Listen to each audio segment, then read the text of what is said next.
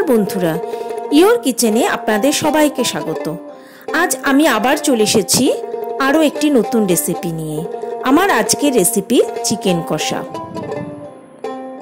Chicken কষা বানানোর জন্য চিকেনটাকে আমি ভালো করে ধুয়ে পরিষ্কার করে নিয়েছি।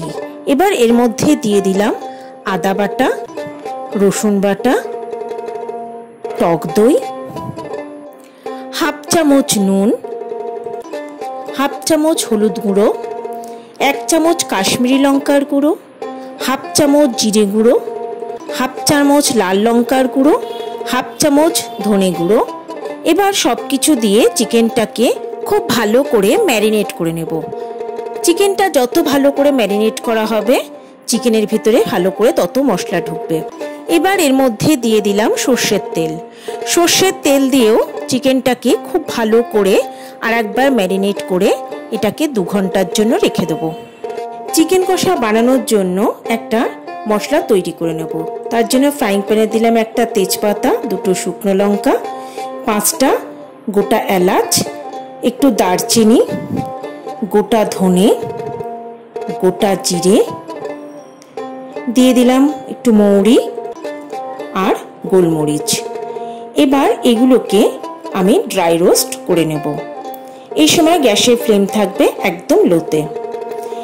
এই মশলার যেন কালার চেঞ্জ না হয়। এবার এগুলোকে মিক্সার গ্রাইন্ডারে একটা মিহি পাউডার তৈরি করে নেব। কড়াই দিয়ে দিলাম সর্ষের তেল, আপনারা সাদা তেলও ব্যবহার করতে পারেন। তেল গরম হয়ে গেছে, এবার এর মধ্যে দিয়ে দিলাম কুচনো পেঁয়াজ। মিডিয়াম ফ্লেমে পেঁয়াজটাকে খুব ভালো করে ভেজে নিতে হবে।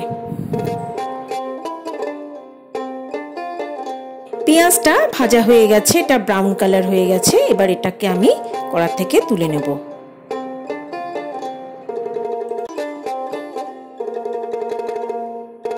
এবার ভাজা পেঁয়াজগুলোকে মিক্সার গ্রাইন্ডারে একটা মিহি পেস্ট তৈরি করে নেব। এবার ওই পেঁয়াজ ভাজা তেলের মধ্যে দিলাম 2টো তেজপাতা আর হাফ চামচ চিনি। চিনিটাকে ভালো করে তেলের মধ্যে গলে যাওয়া পর্যন্ত অপেক্ষা করব। তারপর এর মধ্যে দিলাম 2টো ফাটিয়ে রাখা বড় এলাচ। বড় এলাচটা দেওয়ার পর এবার এর মধ্যে দিয়ে দেব পেঁয়াজ বাটা। পেঁয়াজটাকে তেলের মধ্যে খুব ভালো করে ভেজে নিতে হবে যাতে এর কাঁচা গন্ধ একেবারেই চলে যায়।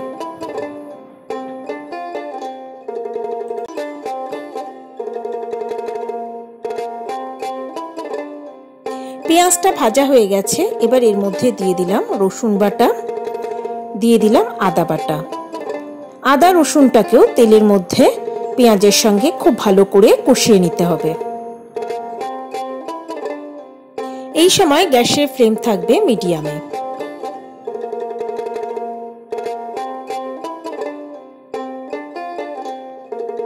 সবকিছু খুব ভালোভাবে কষানো হয়ে গেছে। এবার এর মধ্যে দিয়ে দেব 1 চামচ জিরে গুঁড়ো, হাফ চামচ লাল লঙ্কার গুঁড়ো, 1 চামচ কাশ্মীরি লঙ্কার গুঁড়ো, 1 চামচ ধনে গুঁড়ো।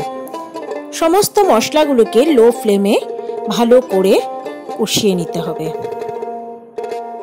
এবার এর মধ্যে দিয়ে দেব 2 চামচ ভাজা মশলা, যেটা আমি তৈরি করে রেখেছিলাম।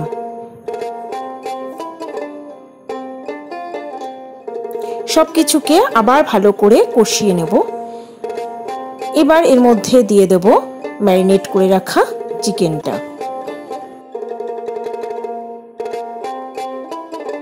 চিকেনটা মশলার সঙ্গে খুব ভালো করে কষিয়ে নেব।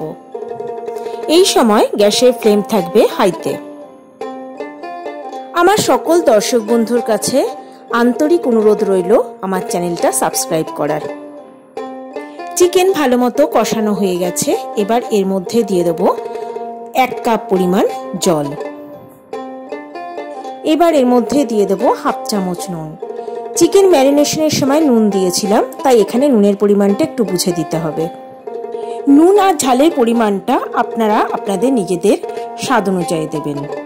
সব কিছুকে খুব ভালো করে মিশিয়ে দিয়ে এবার এটাকে আমি ঢাকা দিয়ে লো ফ্লেমে রান্না হতে দেব।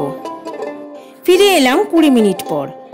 চিকেনের জলটা একদমই প্রায় শুকিয়ে গেছে আর হালকা একটু গ্রেভি রয়েছে।